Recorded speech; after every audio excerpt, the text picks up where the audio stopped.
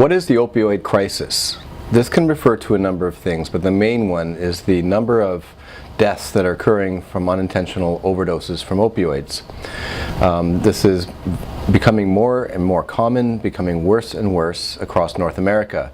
In the United States, roughly 40,000 people died from overdoses of opioids, and in Canada, about approximately 4,000 people. So it's getting worse, the numbers month by month. So that is the crisis in a nutshell. The other crisis, though, to be aware of is the addiction or substance misuse that's leading to people who are overdosing. And this is just as important as the crisis that's causing people to die. It's the same thing, it's just that people who are using are not getting to treatment, not dealing with their issues, and these numbers are escalating as well.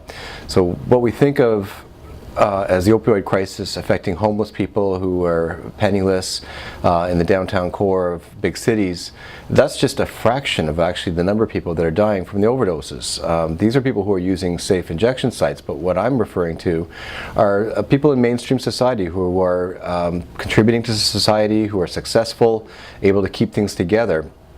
For the most part, but at some point people are unintentionally overdosing from these medications. So that's a big part of the opioid crisis, is to look at people who are in manual laborers, construction, doctors, lawyers, all walks of life, all types of people. It's not just people in the downtown core. So the opioid crisis, in summary, is referring to the number of unintentional overdoses that occur from opioids, but also involves people who are abusing opioids in the first place.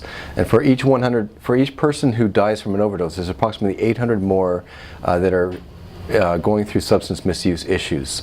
So it's much larger scope than what we initially thought originally. So the treatment in the end, though, is not only with an naloxone reversal kit, naloxone or Narcan, but it's really, the important part is prevention, and that's to minimize how much harm people cause to themselves, to minimize the progression through the addiction itself to the point where it becomes out of control.